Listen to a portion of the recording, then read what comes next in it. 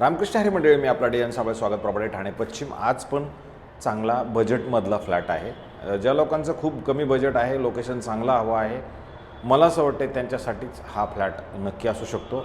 कारण की हा जो फ्लॅट आहे, हा फ्लॅट रुस्तमजीमध्ये ॲटिलियर नावाची बिल्डिंग आहे, जी साधारणतः 10 वर्ष जुनी बिल्डिंग असणार आहे. इथे 600 कार्पेट असणारा एक 2 BHKचा फ्लॅट आहे.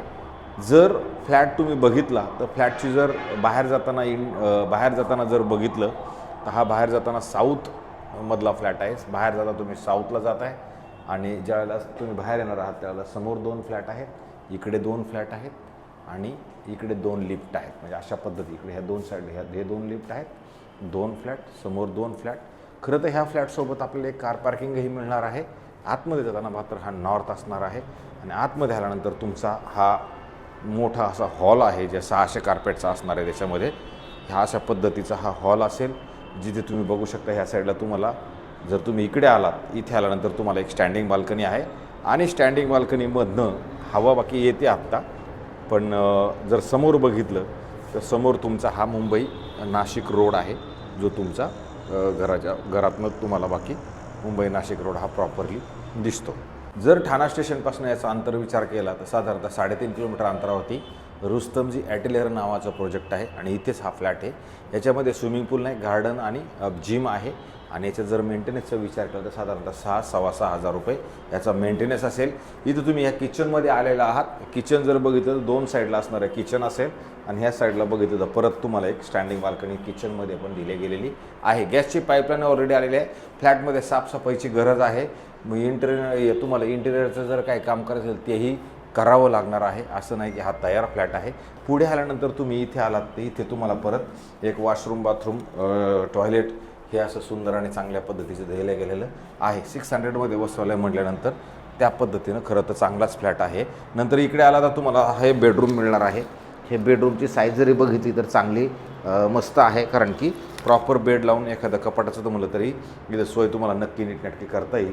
आणि घरातनं जर बघितलं तर मात्र तुम्हाला कोलशेत आपला हा जो नाशिक मुंबई रोड हा तुमच्या घरामधून मात्र तुम्हाला प्रॉपर दिसतो.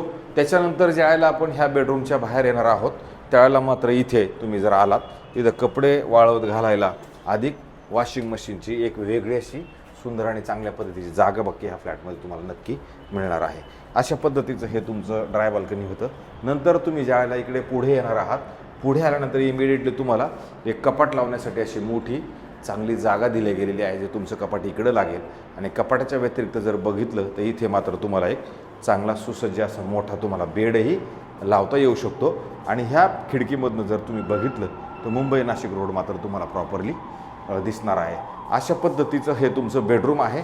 आणि जस्ट ह्या बेडरूमच्या ह्या साईडला जर आपण आलो तर परत तुम्हाला अजून एक वॉशरूम, बाथरूम, टॉयलेट इथे सुंदर आणि चांगलं दिलं गेलेलं नक्की आहे. अशा पद्धतीचा हा 2 BHKचा फ्लॅट आहे, जो कमी बजेटचा असणार आहे. ज्या मंडळींना ह्या लोकेशनला फ्लॅट हवा असेल, अंतर ठाणा स्टेशनपासून कमी हवा आहे, अशाच लोकांसाठी मला असं वाटतं हा फ्लॅट असू शकतो. कारण की साकेतवरनं आलं तर हा जरा जवळ पडतो. माझ्यावेळा सिग्नलपासून जरी आलं तर हे घर तुम्हाला जवळ पडतं. आणि याची जी किंमत आहे, आत्ता हे जे मालक आहेत ह्या मालकाने 1,05,00,000 रुपये किंमत ठेवलेली आहे. लोअर फ्लोअरला फ्लॅट आहे. बिल्डिंग तशी बघितलं तर जवळजवळ 17-18 माळ्याची बिल्डिंग आहे. पण हा लोअर फ्लोअरला 1,05,00,000 इन्क्लुडिंग पार्किंग सहित हा फ्लॅट तुम्हाला मिळणार आहे. 1,05,00,000मध्ये अजून पैसे कमी होणार आहेत, पण तुम्ही तुमची ऑफर द्या, त्याच्यानंतर ते कमी आणि जास्तचा काय विषय असेल तो मार्गी लागेल. राहिला प्रश्न बिल्डिंगला OC, CC आणि सोसायटी वगैरे ते सगळं झालेलं आहे. त्याच्यामुळे अशाच पद्धतीचे तुम्ही कोणत्याही बँकेकडनं जरी लोन घ्यायचं म्हटलं तर लोन वगैरे तुम्हाला इथे प्रॉपर मिळणार आहे.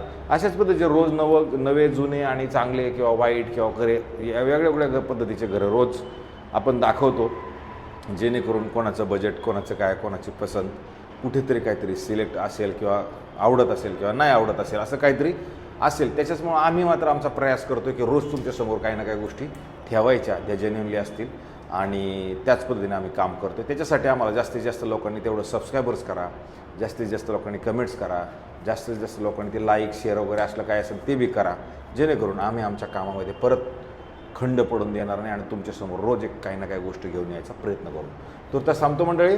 रामकृष्ण हरी.